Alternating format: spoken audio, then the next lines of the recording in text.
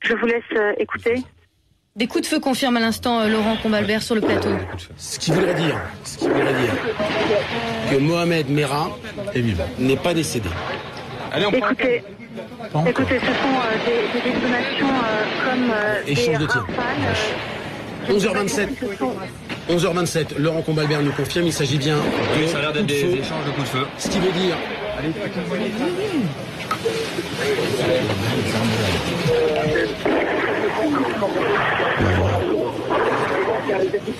y a eu un assaut là, c'est Antenne, ça tire de partout. Vous laissez. Ça tire Il est 11h27, peut-être l'assaut final donné sur l'appartement par le raid, l'appartement dans lequel Mohamed Merah est retranché depuis 31 heures. Ces coups de feu qui continuent. On voit que tout le monde se rassemble, effectivement, a priori. Tout ça n'était pas attendu. Regardez, on voit les CRS qui commencent à s'équiper, à mettre leur casque sur la tête également, à bouger leur véhicule.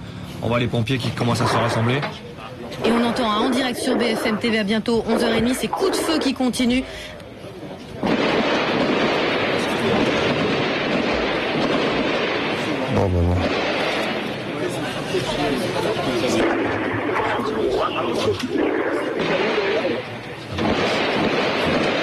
Ah, peut-être, oui. C'est étonnant qu'il n'ait pas vu au thermique. Des rafales extrêmement nourries en direct sur BFM TV. Vous évoquiez un possible complice, messieurs ?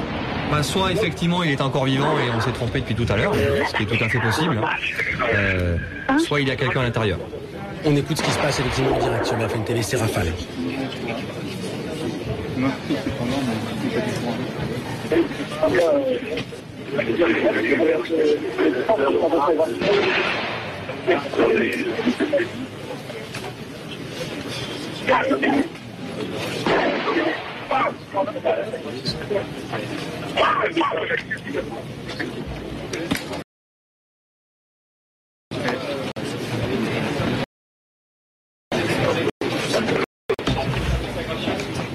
Il est 11h29. Des rafales. 2 minutes même. 2 minutes d'échange de feu extrêmement nourris. Et ça continue effectivement. Cécile et Olivier est sur place alors que les hommes du raid a priori sont rentrés il y a maintenant une petite heure après 3 déflagrations qui ont donné le signal.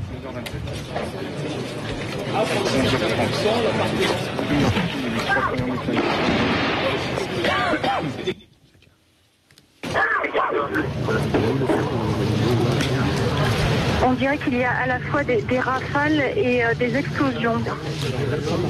Vos impressions sont les bonnes, a priori, on fait état de rafales, effectivement, Cécile. Rafales.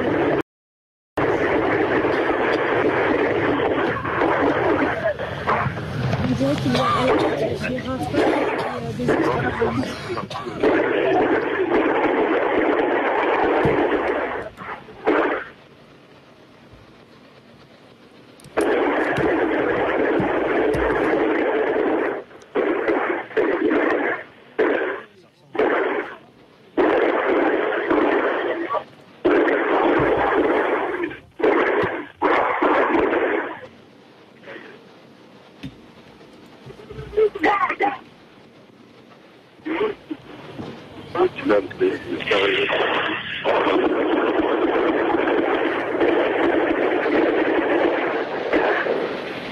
Beaucoup de rafales, ce qui est étonnant.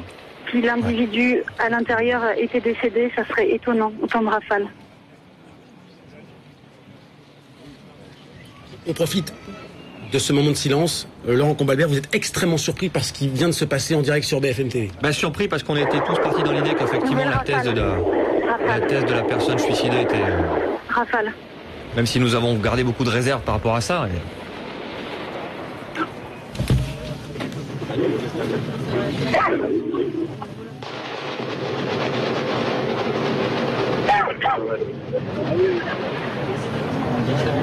Qui tire à votre avis, Laurent Combalbert ?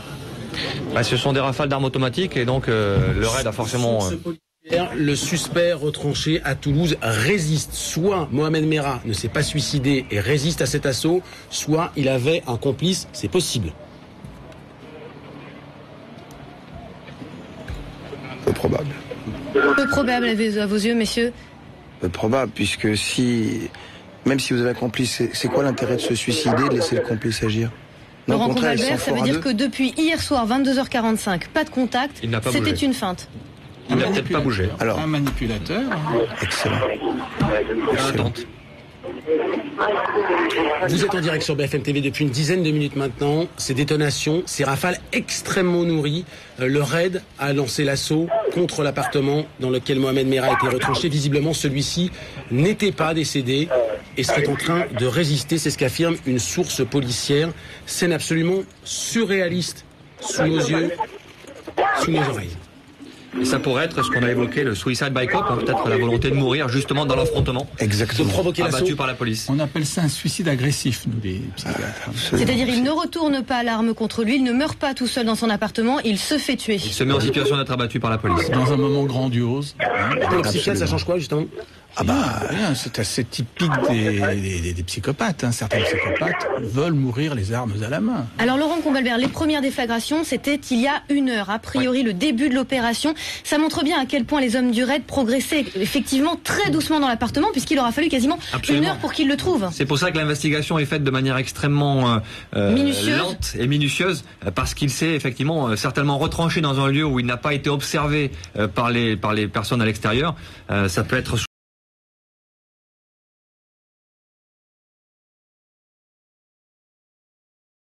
sous un lit, ça peut être sous un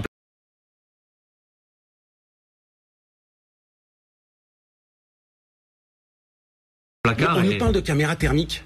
Comment se fait-il, si Mohamed Merah est bien celui qui a répondu aux policiers il y a quelques instants, comment se fait-il qu'on n'ait pas pu prouver? Épais, c'est difficile.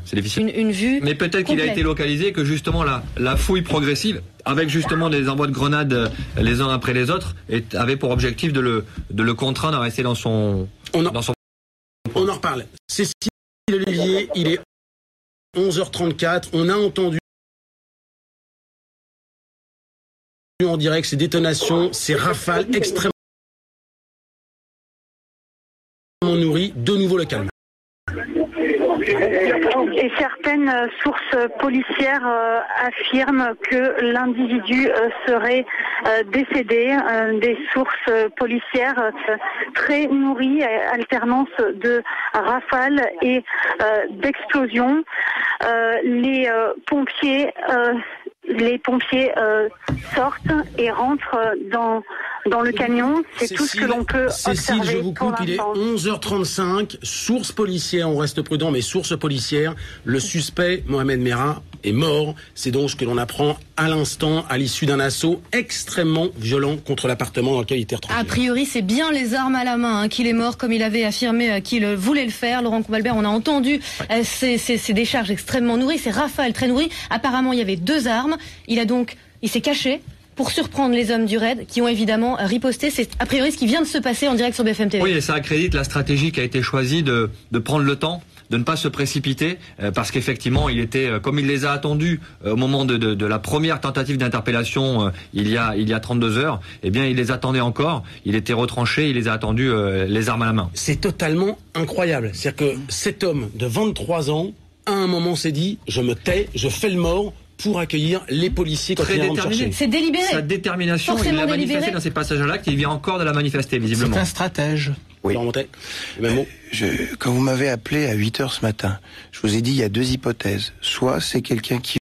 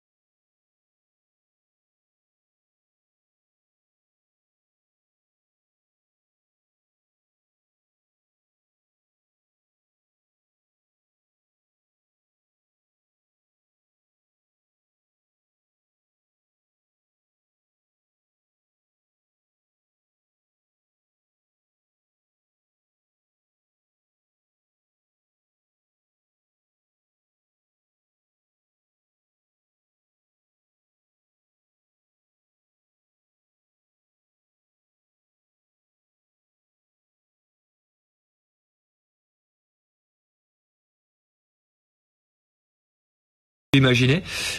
Très stratège, et il est allé jusqu'au bout de ce qu'il a affirmé. On peut penser qu'il avait préparé plusieurs armes, un petit arsenal, il s'était retranché, peut-être dans un placard, sous un lit. Au vu de ce qu'on a entendu et des rafales que l'on a entendu, des échanges de tirs d'armes automatiques, visiblement il était très bien équipé. Cécile Olivier, vous êtes sur place, une source policière affirme que Mohamed Merah est mort après avoir résisté. Est-ce que vous avez une confirmation? J'ai la même source policière dont je parlais il y a 5 minutes au début de mon direct, qui affirmait que l'individu était décédé. Une source policière qui disait